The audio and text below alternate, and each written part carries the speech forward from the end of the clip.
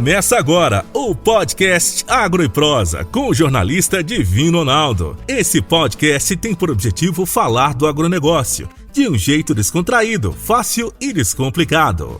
Com vocês, Divino Ronaldo e o Agro e Prosa. O meu bate-papo de hoje é com Mônica Maria Sarmento e Souza, engenheira agrônoma, coordenadora aeroagrícola e de combate aéreo a incêndios. E o tema da nossa entrevista será Combate ao Fogo Florestal e Rural.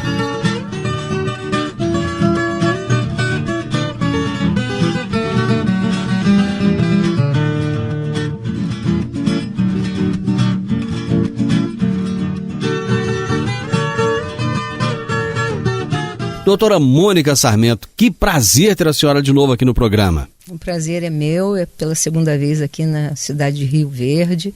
Ano passado estivemos aqui também, mais ou menos nesse período. Um prazer enorme estar aqui consigo. Ainda não tem um ano não, né? Não me recordo, mas eu acho que quase um ano. Quase um ano. Doutora Mônica, toda segunda-feira estou batendo um papo com alguém aqui a respeito de combate a incêndios. Existe uma preocupação muito, mas muito grande, porque esse ano está mais seco, parece que as chuvas estão mais escassas. E, assim, as brigadas de incêndio estão se preparando, até o Senar está preocupado, preparando o curso, o Corpo de Bombeiros está preocupado, tem produtor rural preocupado, sindicato rural, enfim. Existe um mover para que a gente possa ter menos fogo, menos incêndio esse ano. Vamos começar com alguns conceitos básicos. Aliás, deixa eu começar, antes de falar dos conceitos. Quem é Mônica Sarmento? Mônica Sarmento é engenheiro agrônomo formado em Botucatu.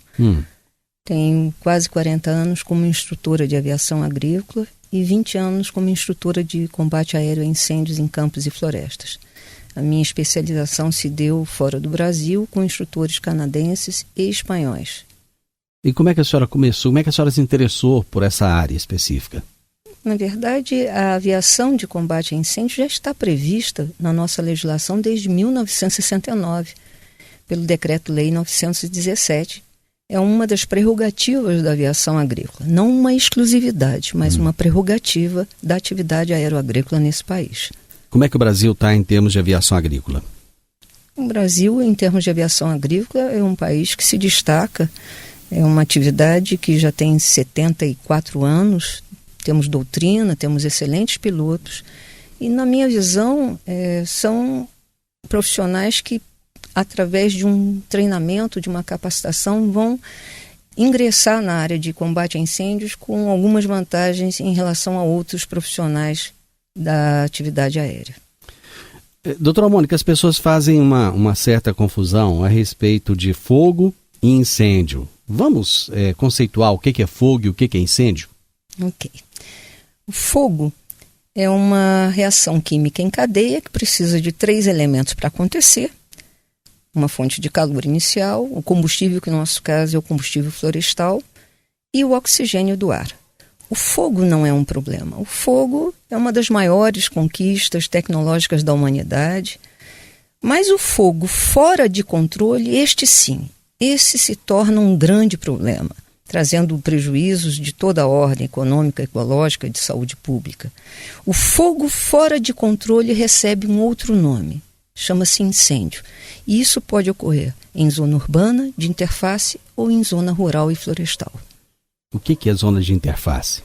São aquelas lindeiras, áreas lindeiras, onde você tem residências e matas, as pessoas estão ali no limite entre o campo e a cidade, né? O incêndio, ele é causado, na maioria das vezes, por intervenção humana ou não?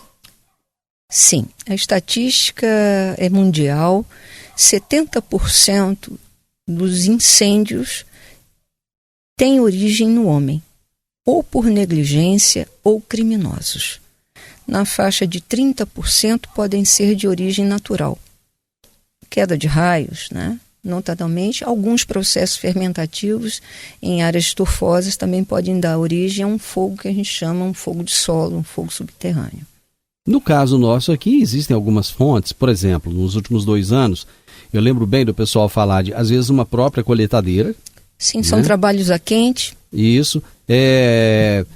As redes de energia elétrica, muitas vezes com uma manutenção, às vezes não tão boa, né? Podem causar também, né? Perfeitamente. E isso são algumas situações, mas nós temos, por negligência, né? Uma bituca, nós temos por negligência uma fogueira mal apagada, nós temos por negligência até um lixo, vidros, cacos de vidro, acabam formando lentes convergentes, e uma situação como a que nós temos aqui, uma seca prolongada, material mais leve, dá um fogo rápido, a ignição é muito rápida e ele caminha com muita facilidade. Então nós teríamos facilmente um fogo iniciando nessas regiões que a gente vê aqui. Muita palha, muita vegetação seca. Eu acho que a maior preocupação de quem vê um incêndio é como apagá-lo, né? Eu imagino que a primeira coisa que vem na cabeça é como é que eu vou apagar esse incêndio. Existem técnicas para se combater o fogo? Sim, existem técnicas. Existem técnicas para as equipes terrestres e existem técnicas também utilizadas pelas equipes de combate aéreo.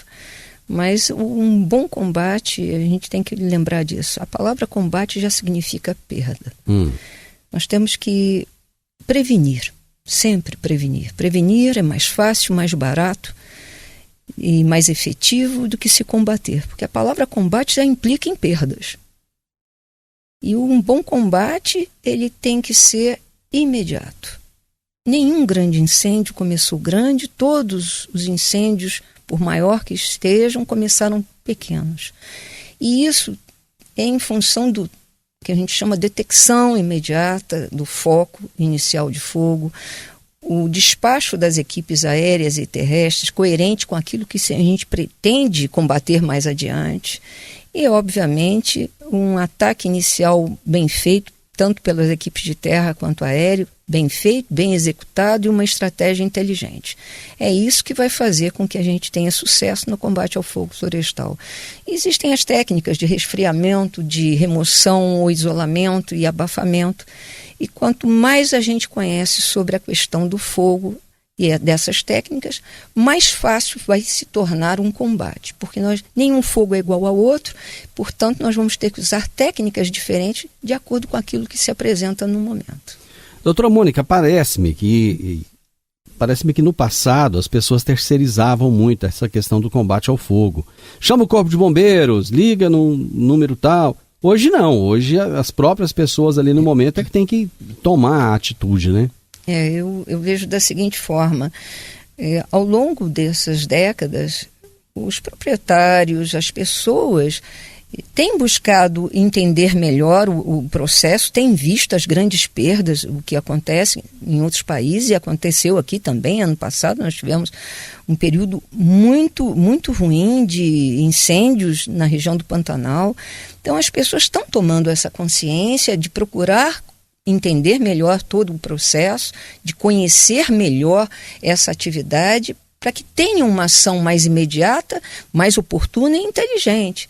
Então eu vejo hoje, eu cheguei aqui, estava vendo um treinamento, eu achei excepcional isso, porque as pessoas, na medida em que elas conhecem e desenvolvem as habilidades de combate e têm a atitude de querer fazer as coisas de forma correta, tudo vai dar mais certo do que a gente vê por aí, esses incêndios que começam, não tem data para terminar, prejuízos enormes que são divididos entre todos, e até por aqueles que nem perto da área estão, porque a fumaça, a fuligem, ela é cotizada por todos. O prejuízo não é só daquele que teve a área queimada, é de toda uma comunidade ao redor. Então, todos temos que entender sobre o fogo e ter ações objetivas e bem realizadas, mas, acima de tudo, com muita segurança. Porque a emergência já está instalada. Nós não precisamos de mais nenhuma emergência. Então, as equipes bem treinadas em terra e em ar, trabalhando de forma coordenada e integrada, nós completamos o serviço da equipe de terra e eles completam o nosso. Quando as pessoas têm esse tipo de entendimento, tudo fica mais fácil. E o combate fica mais efetivo e extremamente mais seguro.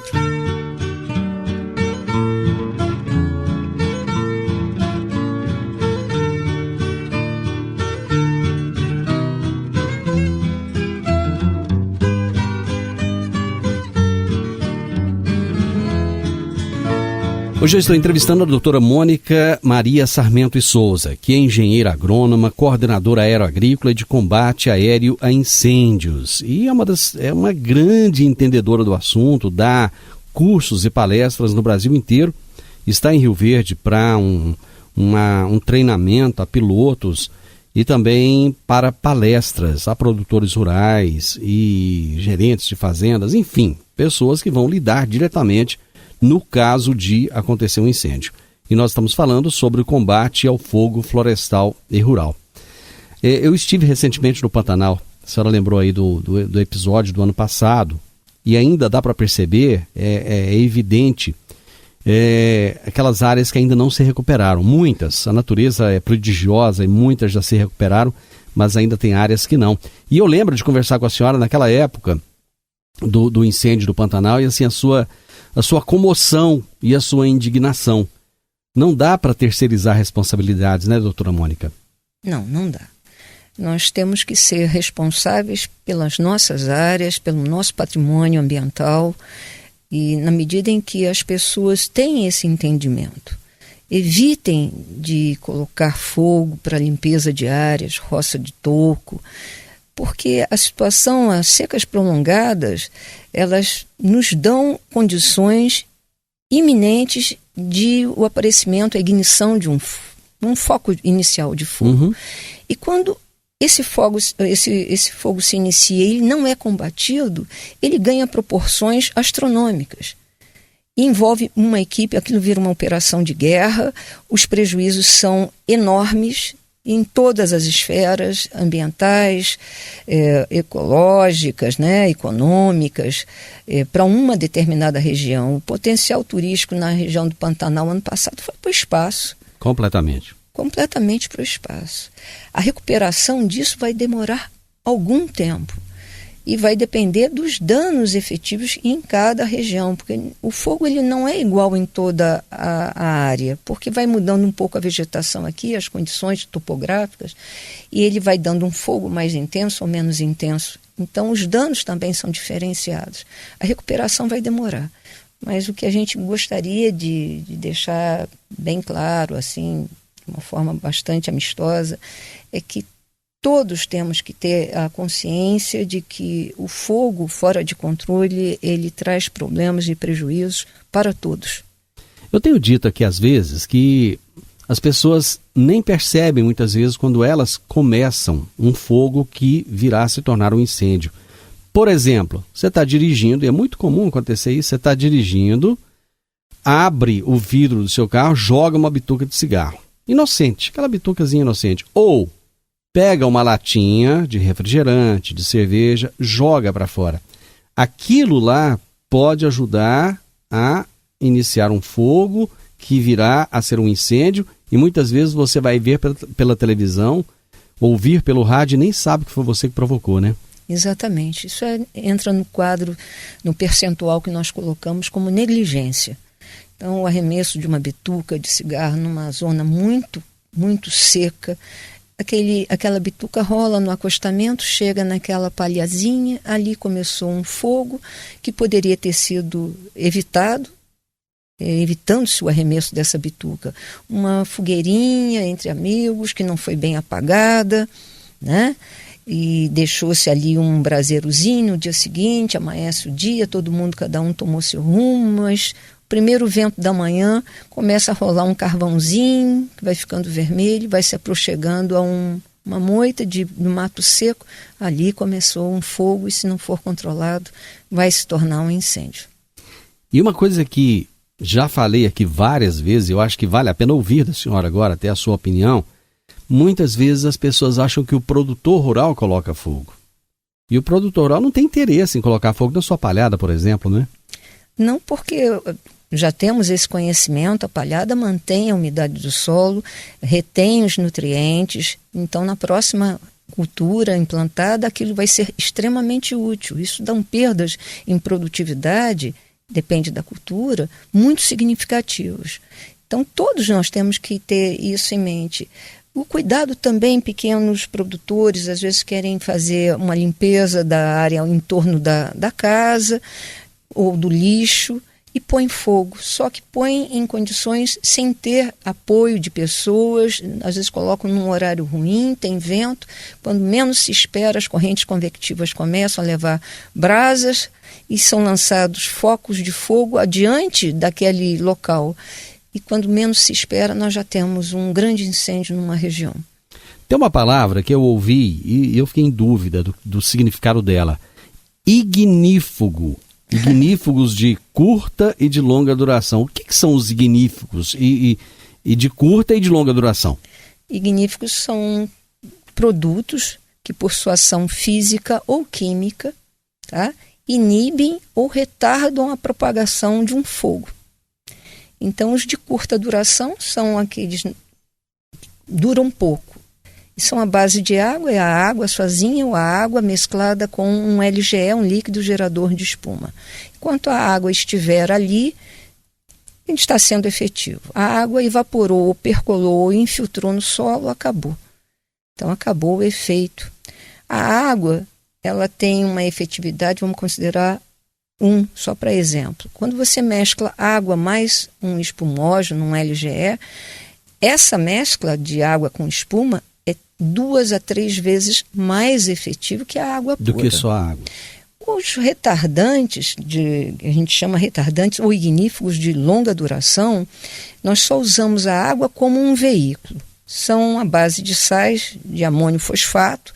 Antigamente se conhecia como MAP-DAP, monoamônio fosfato, diamônio fosfato, que só não deixam de ser fertilizantes, né? São fertilizantes, adubos. E eles interrompem o processo de combustão entre a pirólise e a volatilização, que são etapas do processo de combustão.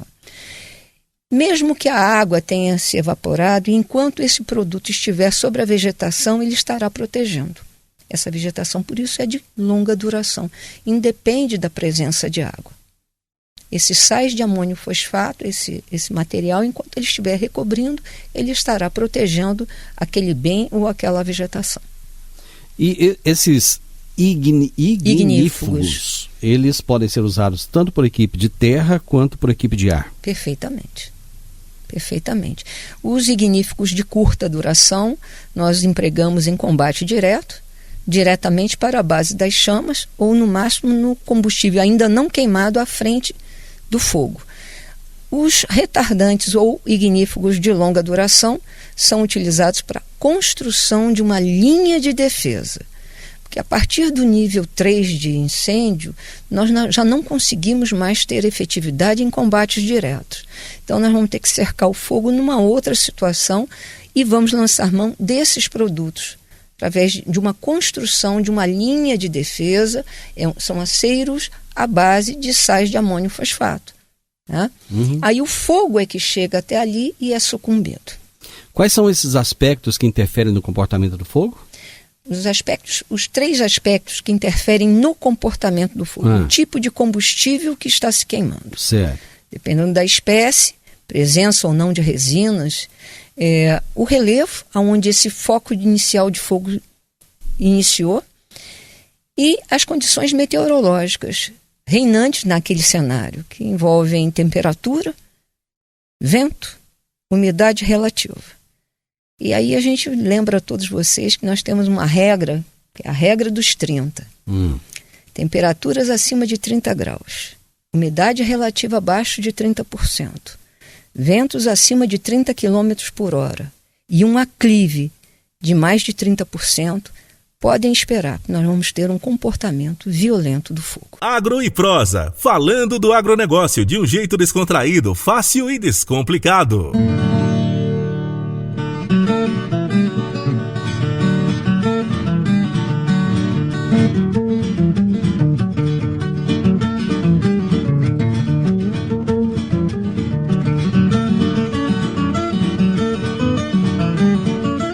A senhora trabalhou no Ministério da Agricultura? Sim, quase 35 anos. Trabalhou uns dias no Ministério da Agricultura e hoje nós estamos falando sobre o combate ao fogo florestal e rural. Bom, os sistemas de prevenção e combate bem feitos começam de que forma, doutora Mônica? Se vocês estão montando ou pretendem montar brigadas efetivas de combate ao fogo florestal ou rural, começa com a detecção imediata. Assim que o fogo aparecer, alguém tem que detectar e informar a presença desse foco inicial de fogo. Só para eu entender aqui, tem que ter um vigia, então, na propriedade? Depende do sistema, da eficácia que você está buscando. Podem ter desde satélites até torreiros, ou simplesmente pessoas com um 0800, podemos ter aviões de patrulha. Depende do requinte com que você está criando o seu sistema. Mas o fundamento é o mesmo. Detecção imediata. Ou seja, eu estou aqui na minha propriedade, uma pequena propriedade, eu tenho uma chacrinha, suponhamos. Aí de repente eu vejo que tem fumaça ali na frente. Okay. Isso já é uma detecção. Sim, onde há fumaça, há fogo. É interessante. Sim. E o segundo estágio de um sistema efetivo de combate vem com as equipes já estando preparadas, um despacho coerente das equipes de terra e de ar equipadas para irem abordar, a gente chama de fazer o primeiro ataque ou o ataque inicial àquele foco de fogo. E a terceira etapa de um sistema efetivo de combate é esse ataque inicial ter estratégias inteligentes e ser bem executado. Então, detecção imediata, despacho coerente com aquilo que eu acredito que vou encontrar à frente, e as equipes bem treinadas trabalhando de forma entrosada e de forma complementar. Nós complementamos o trabalho da equipe de terra e a equipe de terra complementa o nosso. Agora, eu acho interessante, doutora Mônica, porque às vezes dá a impressão que só pega fogo em propriedade grande. Não é. Quer dizer, pode começar na chacrinha. Né? Pode começar na chacrinha, pode começar no acostamento de uma pista, pode começar durante uma colheita, por um trabalho a quente. O fogo ele é um adversário astuto. Então nós temos que ser mais inteligentes e observarmos o seu comportamento e termos as atitudes corretas na hora de efetivar um combate. Mas acima de tudo fazermos tudo isso com muita segurança. E a segurança nós só vamos conseguir quando nós temos equipes muito bem treinadas, em terra e em ar. Essa integração do solo e do ar, como é que ela deve ser feita? Não existe combate ao fogo usando equipes de terra e de ar sem comunicação. Rádios, um chefe de incêndio conhecedor das técnicas de combate vai orientar os lançamentos das aeronaves. São pilotos com grande experiência que estão migrando do segmento aeroagrícola e indo para o segmento de combate ao fogo florestal e rural. Eles têm que carregar na bagagem deles para essa nova atividade o seu melhor lado, que é a percepção. São pilotos muito experientes, com uma percepção boa do entorno, estão acostumados a voar a mais baixa altura e com um avião carregado. Mas existem diferenças nos voos agrícolas para o voo de incêndio. Não é a mesma coisa?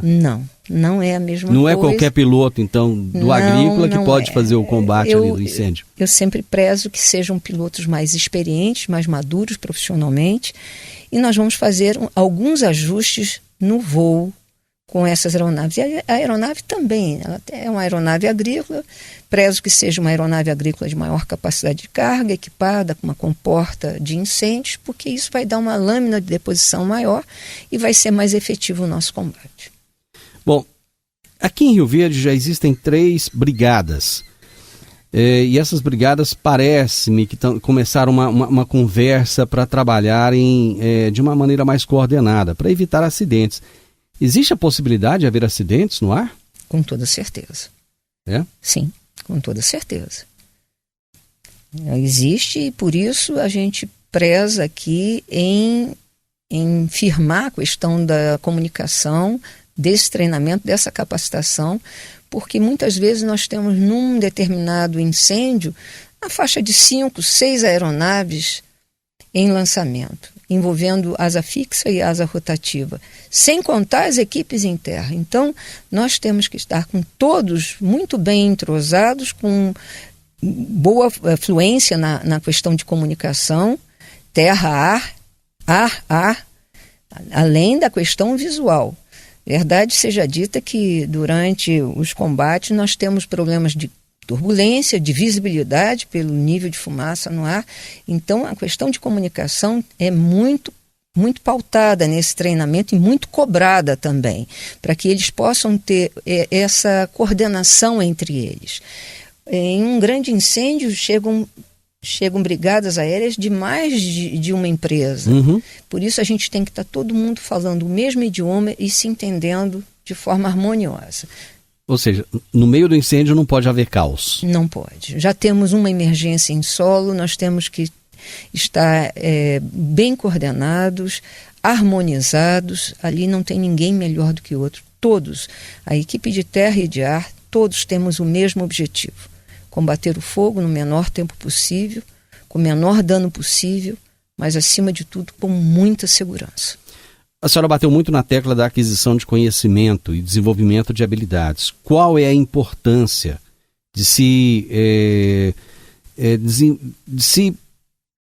treinar essas equipes de solo, assim como as equipes de ar são do ar, né? São treinadas para que esse combate seja efetivo? Quando você conhece uma técnica, você desempenha essa técnica com mais efetividade. Você não se expõe. Você executa um trabalho com qualidade, com segurança e com rendimento. E na verdade, quando a gente fala dos pilotos, eu costumo fazer um paralelo com a área. Você conhece bons atiradores e você conhece sniper. Você tem bons pilotos agrícolas, mas eu preciso de pilotos de precisão. Eu preciso que eles lancem a água ou retardante, ou a água misturada com espuma, sobre um alvo. E isso é um lançamento de precisão. Da mesma forma como nós buscamos isto no segmento aéreo, o que nós vimos hoje foi exatamente na equipe terrestre. Tinham 2 profissionais dando instrução para as equipes em terra, para que eles possam executar com segurança, com qualidade, com efetividade, e aí sim, por consequência, terão um grande rendimento nos combates. Agora, além da aquisição do conhecimento e do desenvolvimento da habilidade, tem que querer fazer, né? Com toda certeza. Não basta eu saber, eu ter a capacidade física de executar aquela atividade e eu não ter a atitude de fazê-lo. E isso que a gente chama, isso tudo faz a diferença, e a isso nós chamamos, quando você ouvir falar que tem alguém que é um cara competente em alguma coisa, é porque ele tem conhecimento, ele tem habilidades e ele teve a atitude, ou tem a atitude de desenvolver corretamente aquela atividade que ele se propôs. Doutora Mônica, muito obrigado. A senhora realmente conhece muito do assunto e tem essa facilidade de expressar, de contar para as pessoas como fazer aquilo que tem que ser feito. Muito obrigado por aceitar nosso convite mais uma vez. Eu que agradeço mais uma vez estar aqui em Rio Verde, pela segunda vez, uma cidade muito querida para mim, tá? Você ouviu o podcast Agro e Prosa. Se gostou, compartilhe, recomende e nos siga nas diferentes plataformas de podcast.